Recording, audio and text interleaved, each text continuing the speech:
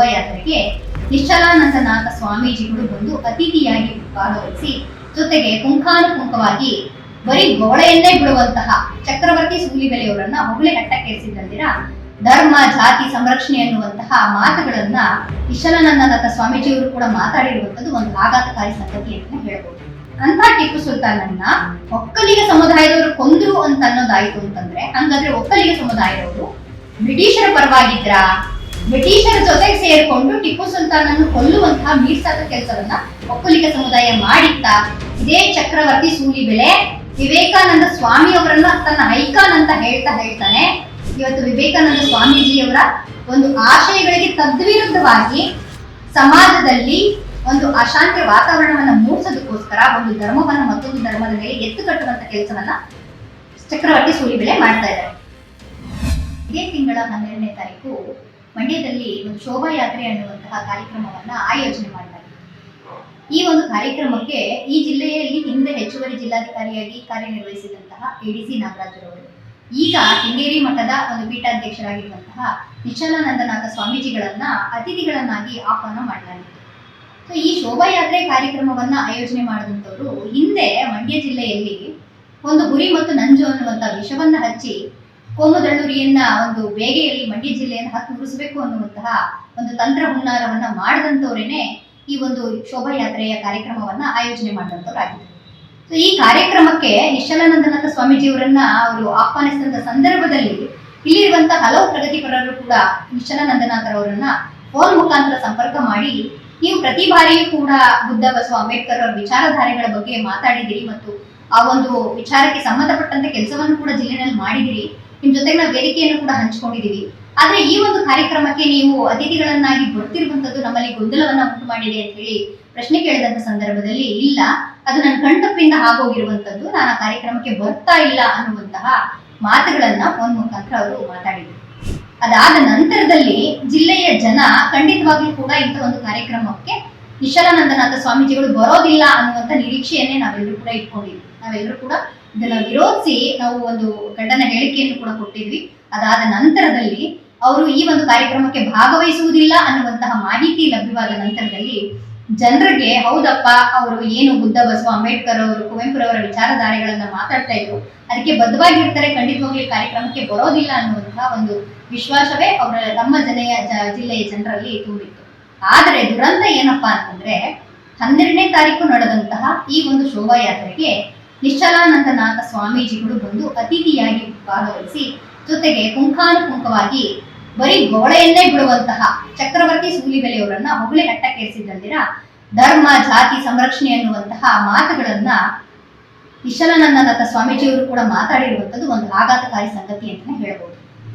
ಹಿಂದೆ ಹುರಿಗೌಡ ನಂಜೇಗೌಡ ಅನ್ನುವಂಥ ವಿಚಾರವನ್ನ ಇಟ್ಕೊಂಡು ಹುಸಿಯಾಗಿರುವಂತ 2 ಕ್ಯಾರೆಕ್ಟರ್ಗಳನ್ನ ನಿರ್ಮಾಣ ಮಾಡಿ ಮಂಡ್ಯದಲ್ಲಿ ಟಿಪ್ಪು ಸುಲ್ತಾನನ್ನ ಕೊಂದಂತವ್ರು ಹುರಿಗೌಡ ಮತ್ತು ನಂಜೇಗೌಡರು, ವೀರು ಅವರೆಲ್ಲರೂ ಅಂತ ಹೇಳಿ ಒಂದು ಕ್ಯಾರೆಕ್ಟರ್ಗಳನ್ನ ನಿರ್ಮಾಣ ಮಾಡಿ ಮೋದಿಜಿಯವರು ಮಂಡ್ಯಕ್ಕೆ ಬರುವಂತ ಸಂದರ್ಭದಲ್ಲಿ ಹುರಿಗೌಡ ಮತ್ತು ನಂಜೇಗೌಡ ದ್ವಾರ ಅಂತ ಹೇಳಿ ಒಂದು ದ್ವಾರವನ್ನ ನಿರ್ಮಾಣ ಮಾಡಿ ಅವರನ್ನ ಸ್ವಾಗತಿಸುವಂತಹ ಕೆಲಸವನ್ನ ಬಿಜೆಪಿ ಒಂದು ಪಕ್ಷದ ಎಲ್ಲ ಮುಖಂಡರುಗಳು ಮಾಡಿದ್ರು.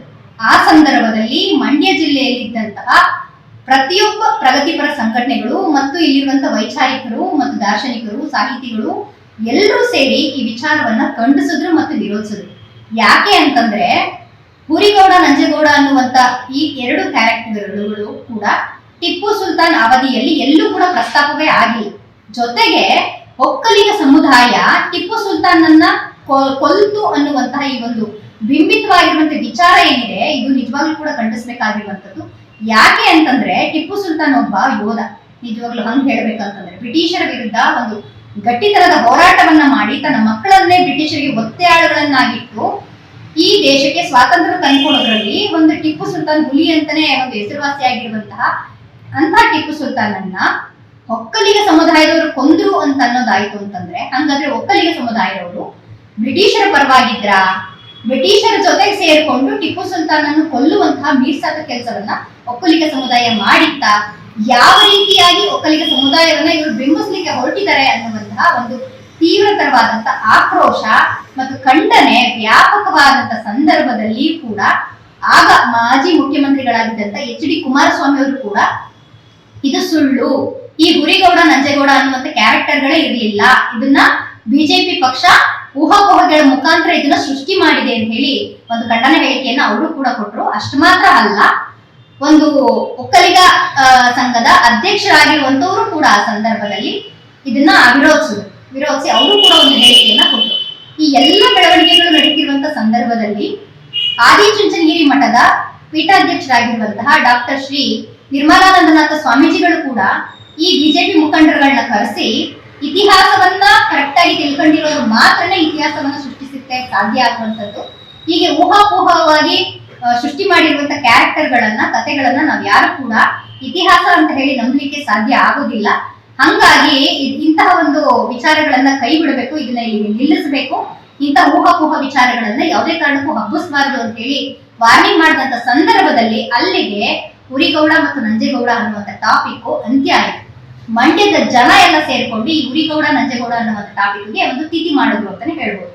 ಆದ್ರೆ ಈಗ ಮತ್ತೆ ಈ ಶೋಭಾಯಾತ್ರೆಯ ಸಂದರ್ಭದಲ್ಲಿ ಹುರಿಗೌಡ ನಂಜೇಗೌಡ ವೇದಿಕೆ ಅನ್ನುವಂಥದ್ದನ್ನ ಈ ಕೋಮುವಾದಿಗಳು ಏನಿದ್ದಾರೆ ಮಂಡ್ಯ ಜಿಲ್ಲೆ ಶಾಂತಿಯನ್ನ ಕದಡಬೇಕು ಅನ್ನುವಂತ ಹುನ್ನಾರವನ್ನ ತಂತ್ರಗಾರಿಕೆಯನ್ನು ಉಪಯೋಗಿಸಿ ಒಂದು ಸಮುದಾಯದವ್ರನ್ನ ಮತ್ತೊಂದು ಸಮುದಾಯದ ಮೇಲೆ ಎತ್ತು ಕಟ್ಟಬೇಕು ಅನ್ನುವಂತ ತಂತ್ರವನ್ನು ರೂಪಿಸ್ತಾ ಇರುವಂತವ್ರು ಹುರಿಗೌಡ ನಂಜೇಗೌಡ ಅನ್ನುವಂತ ವೇದಿಕೆಯನ್ನು ಸೃಷ್ಟಿ ಮಾಡಿ ಆ ವೇದಿಕೆಯಲ್ಲಿ ಶೋಭಾಯಾತ್ರೆಯ ರಾಮಾಂಜನೇಯ ಕಾರ್ಯಕ್ರಮವನ್ನ ಆಯೋಜನೆ ಮಾಡಿದ್ರು.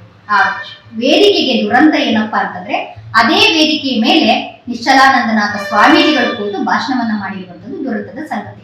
ಯಾಕೆ ಅಂತಂದ್ರೆ ಈ ಹುರಿಗೌಡ ನಂಜೇಗೌಡ ಅನ್ನುವಂಥ ಕ್ಯಾರೆಕ್ಟರ್ಗಳು ಸುಳ್ಳು ಅನ್ನುವಂಥದ್ದು, ಅದ್ರ ಹಿಂದೆ ನಡೆದಂತ ಅಷ್ಟು ಬೆಳವಣಿಗೆ ಮತ್ತು ಆ ದ್ವಾರವನ್ನ ತೆಗೆಸಿರುವಂತದ್ದು, ಇದೆಲ್ಲದರಲ್ಲೂ ಕೂಡ ಹಿಂದೆ ಹೆಚ್ಚುವರಿ ಜಿಲ್ಲಾಧಿಕಾರಿಯಾಗಿದ್ದು ತಾವು ಕೂಡ ಕಾರ್ಯವನ್ನು ನಿರ್ವಹಿಸಿದ್ರು. ಜಿಲ್ಲೆಯಲ್ಲಿ ನಡೆದಂತ ಬೆಳವಣಿಗೆಗಳಿಗೆ ತಾವು ಕೂಡ ಸಾಕ್ಷಿ ಆಗಿದ್ರು.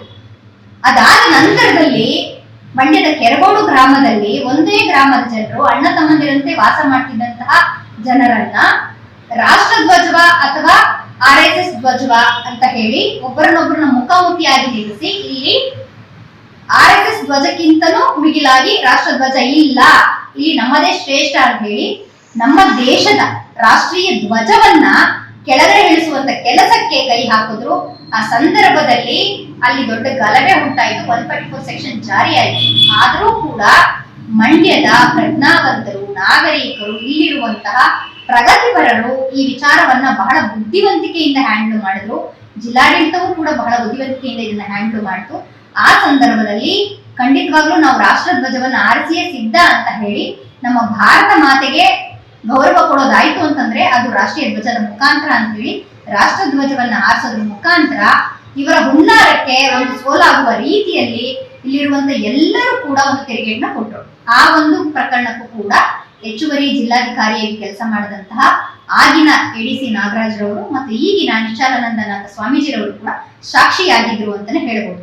ಅಷ್ಟು ಮಾತ್ರ ಅಲ್ಲ, ಇತ್ತೀಚೆಗೆ ನಾಗಮಂಗಲದಲ್ಲಿ ನಡೆದಂತಹ ದೇವರ ಉತ್ಸವ ಅನ್ನುವಂತ ಹೆಸರಿನಲ್ಲಿ ನಡೆದಂತಹ ಗಲಭೆ, ಈ ಗಲಭೆನಲ್ಲಿ ದೇವರ ಹೆಸರಲ್ಲಿ ಪ್ರಾರಂಭವಾದಂತಹ ಉತ್ಸವ ಒಂದು ಮಸೀದಿಯ ಮುಂದೆ ಹೋಗಿ ಪ್ರಚೋದನಕಾರಿಯಾಗಿರುವಂತಹ ಒಂದು ರೀತಿಯ ವರ್ತನೆಗಳನ್ನು ತೋರೋದ್ರ ಮುಖಾಂತರ ಅಲ್ಲಿ ಗಲಭೆ ಸೃಷ್ಟಿಯಾಗಲಿಕ್ಕೆ ಕಾರಣ ಆಯಿತು. ಅಷ್ಟು ಮಾತ್ರ ಅಲ್ಲ, ಕಲ್ಲು ತೂರಾಟಗಳು ನಡೀತು. ಸುಮಾರು 52 ಜನ ಅಮಾಯಕರ ಮೇಲೆ FIR ದಾಖಲಾಯಿತು.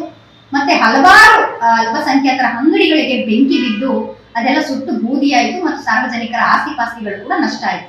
ಸೊ ಎಲ್ಲದರ ಹಿಂದೆ ಯಾರಿದ್ದಾರೆ ಅಂತಂದ್ರೆ ಇವತ್ತು ಏನು ಶೋಭಾಯಾತ್ರೆಯನ್ನ ಆಯೋಜನೆ ಮಾಡಿದಂತ ಶಕ್ತಿಗಳಿದ್ದಾರೆ, ಇವುಗಳೇ ಅದೆಲ್ಲದ್ರ ಹಿಂದೆ ಇದ್ದಂತ ಶಕ್ತಿಗಳು.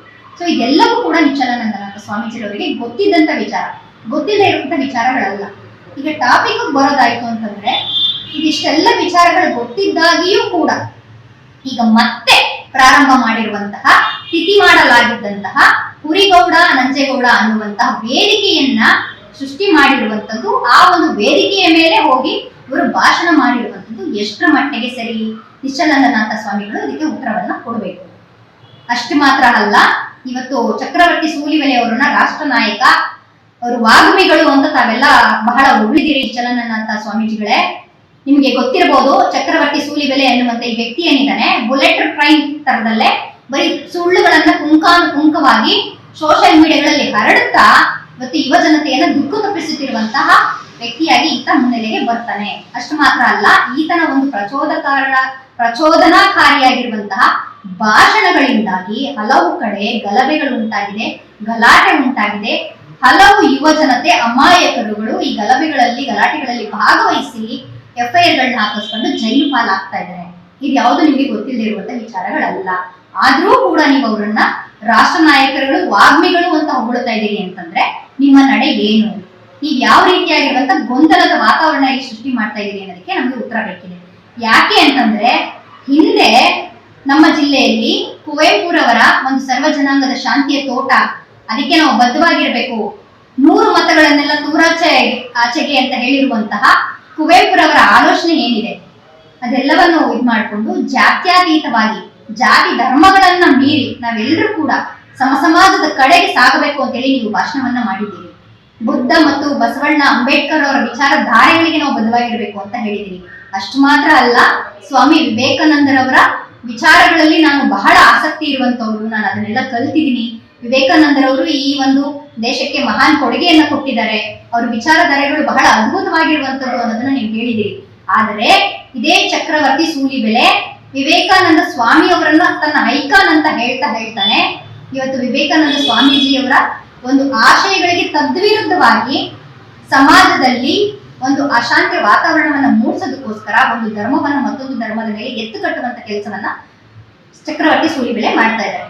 ಎಲ್ಲಾದ್ರೂ ಒಂದೇ ಒಂದು ಕಡೆ ಸ್ವಾಮಿ ವಿವೇಕಾನಂದರು ಒಂದು ಧರ್ಮವನ್ನ ಇನ್ನೊಂದು ಧರ್ಮದಲ್ಲಿ ಎತ್ತು ಕಟ್ಟುವಂತದ್ದೇ ಆಧ್ಯಾತ್ಮ ಅಂತ ಹೇಳಿದಾರ ಅಂತ ಪ್ರೂವ್ ಮಾಡಬೇಕು ಚಕ್ರವರ್ತಿ ಸೂಲಿಬೆಲೆ. ಅಷ್ಟು ಮಾತ್ರ ಅಲ್ಲ, ಅವತ್ತು ವಿವೇಕಾನಂದ ಸ್ವಾಮೀಜಿಯವರು ಅವರನ್ನ ಕಾಡುವಂತಹ ವಿಚಾರ ಬಡತನ, ನಿರುದ್ಯೋಗ, ಹಸಿವು ಅನ್ನುವಂಥದ್ದು ತುಂಬಾ ಸತ್ಯವಾಗಿರುವಂತ ಮಾತು. ಆ ಮಾತನ್ನ ನೀವು ಕೂಡ ಹೇಳಿದಿರಿ. ಆದರೆ ಇವತ್ತು ಚಕ್ರವರ್ತಿ ಸೂಲಿಬೆಲೆ ಅವರು ಇವತ್ತು ಯುವ ಜನತೆಗೆ ಬೇಕಾಗಿರುವಂತ ಶಿಕ್ಷಣ, ಉದ್ಯೋಗ, ಬಡತನ, ಅನಕ್ಷರತೆ ಯಾವುದ್ರ ಬಗ್ಗೆಯೂ ಮಾತನಾಡದೆ ಬರೀ ಒಂದು ಧರ್ಮವನ್ನ ಇನ್ನೊಂದು ಧರ್ಮದ ಮೇಲೆ ಎತ್ತು ಕಟ್ತಾ ನಮ್ಮ ಧರ್ಮವನ್ನ ನಾವು ಉಳಿಸ್ಕೊಳ್ಬೇಕು, ಮತ್ತೆ ಎಲ್ಲಿ ಕೆರಗೋಡ್ನಲ್ಲಿ ಹನುಮ ಧ್ವಜ ಅಥವಾ ನಮ್ಮ RSS ಧ್ವಜ ಹಾರಲಿಕ್ಕೆ ಅವಕಾಶ ಕೊಡ್ಲಿಲ್ವೋ ಅದನ್ನ ನಾವು ಆರಿಸಿಯೇ ತೀರಬೇಕು. ನಮ್ಮ ಗಣಪತಿ ಉತ್ಸವದಲ್ಲಿ ಸಂದರ್ಭದಲ್ಲಿ ಗಲಭೆ ಉಂಟು ಮಾಡಿದಂಥವ್ರ ವಿರುದ್ಧ ನಾವು ಸರಿಯಾದ ರೀತಿಯಾಗಿರುವಂತ ಕ್ರಮವನ್ನ ತಗೊಂಡು ಸರಿಯಾಗಿ ಮುಯಿ ಕೊಡಬೇಕು, ಅವರ ವಿರುದ್ಧ ನಾವು ನಮ್ಮ ಒಂದು ಶಕ್ತಿಯನ್ನು ತೋರಿಸಬೇಕು ಅಂತ ಹೇಳಿ ಅವರ ಹಾಕಿರುವಂತ ಶೋಭಾಯಾತ್ರೆ ಕರಪತ್ರದಲ್ಲೂ ಕೂಡ ಪ್ರಚೋದನಕಾರಿಯಾಗಿ ಸಮಾಜದಲ್ಲಿ ಒಂದು ದ್ವೇಷ ಬಿತ್ತುವ ರೀತಿಯಲ್ಲಿ ಕರಪತ್ರವನ್ನ ಹಂಚಿರುವಂಥದ್ದು. ಇದ್ಯಾವುದು ಕೂಡ ಸ್ವಾಮಿ ವಿವೇಕಾನಂದರವರ ಆಶಯಗಳು ಖಂಡಿತ ಅಲ್ಲ. ಮಾನವೀಯತೆಯ ವಿಕಾಸವೇ ನಿಜವಾದಂತ ಜ್ಞಾನ ಅಂತ ಹೇಳ್ಬಿಟ್ಟು ವಿವೇಕಾನಂದ ಸ್ವಾಮೀಜಿಯವರು ಹೇಳಿದ್ದಾರೆ. ಅವರು ಮಾನವೀಯತೆ, ಕರುಣೆ, ಸಂಯಮ, ತಾಳ್ಮೆ, ಶಿಸ್ತು ಇವೆಲ್ಲವೂ ಕೂಡ ಜ್ಞಾನದ ಸಂಕೇತ ಅಂತ ಹೇಳಿದ್ದಾರೆ. ಎಲ್ಲೂ ಕೂಡ ಒಂದು ಧರ್ಮವನ್ನ ಮತ್ತೊಂದು ಧರ್ಮದ ಮೇಲೆ ಎತ್ತು ಕಟ್ಟುವಂಥದ್ದು, ಯುವ ಜನತೆಯನ್ನ ದಿಕ್ಕು ತಪ್ಪಿಸುವಂಥದ್ದು, ಶಿಕ್ಷಣದಿಂದ ಅವರನ್ನ ವಂಚಿತರನ್ನಾಗಿ ಮಾಡಿ ಚಿಕ್ಕ ಚಿಕ್ಕ ಮಕ್ಕಳ ಕೈಗೆ ತ್ರಿಶೂಲ ಖಡ್ಗಗಳನ್ನ ಕೊಟ್ಟು ಅವರನ್ನ ಪ್ರಚೋದನೆ ಮಾಡಿ ಒಂದು ಸಮುದಾಯದವ್ರ ಮೇಲೆ ಹೋಗಿ ಜಗಳಕ್ಕೆ ನಿಲ್ಲಿಸುವಂತದ್ದನ್ನ ವಿವೇಕಾನಂದ ಸ್ವಾಮಿ ಅವರು ಎಲ್ಲೂ ಹೇಳಿಲ್ಲ. ನೀವು ಕೂಡ ನಿಶ್ಚಲಾನಂದನಾಥ ಸ್ವಾಮೀಜಿಯವರಾಗಿ ಅದನ್ನ ಓದ್ಕೊಂಡಿದ್ರಿ, ಅವರ ವಿಚಾರಧಾರೆಗಳಿಗೆ ನೀವು ಕೂಡ ಬದ್ಧರಾಗಿದ್ದೀರಿ. ಹೀಗೆ ಅವರ ವಿಚಾರಧಾರೆಗಳಿಗೆ ತದ್ವಿರುದ್ಧವಾಗಿ ನಡೆದುಕೊಳ್ಳುತ್ತಿರುವಂತಹ ಚಕ್ರವರ್ತಿ ಸೂಲಿಬೆಲೆ ಅವರ ಜೊತೆಗೆ ನೀವು ವೇದಿಕೆಯನ್ನ ಹಂಚಿಕೊಂಡಿದ್ದೀರಿ ಅಂತ ಆದ್ರೆ ನಿಮ್ಮ ನಡೆ ಏನು? ನೀವು ಯಾವ ಸಿದ್ಧಾಂತಕ್ಕೆ ಬದ್ಧವಾಗಿದ್ದೀರಿ? ಒಂದು ಕಡೆ ಬಂದು ಇಲ್ಲಿ ನೀವು ಕುವೆಂಪುರವರು, ಬುದ್ಧ, ಬಸವಣ್ಣ, ಅಂಬೇಡ್ಕರ್ ಅವರ ಆಶಯಗಳು ಅಂತ ಮಾತಾಡ್ತೀರಿ, ಮತ್ತೊಂದು ಕಡೆ ಈ ದೇಶದ ಮಹಾತ್ಮ ಅಂತ ಹೇಳುವಂತ ಗಾಂಧೀಜಿಯನ್ನು ಕೊಂದಂತಹ ಗೋಡ್ಸೆಯನ್ನು ಸಮರ್ಥನೆ ಮಾಡಿಕೊಳ್ಳುವಂತಹ ಕೋಮುವಾದಿಗಳ ಪರವಾಗಿ ನೀವು ಹೋಗಿ ಅವ್ರ ಜೊತೆಗೆ ವೇದಿಕೆ ಹಂಚಿಕೊಳ್ತೀರಿ, ಅವರನ್ನು ಕೂಡ ಹಾಡಿ ಹೊಗಳುತ್ತೀರಿ ಅಂತಂದ್ರೆ ನಿಮ್ದು ದ್ವಂದ್ವದ ನಿಲುವು ಅಂತ ನಿಮ್ಗೆ ಅನ್ಸಲ್ವಾ?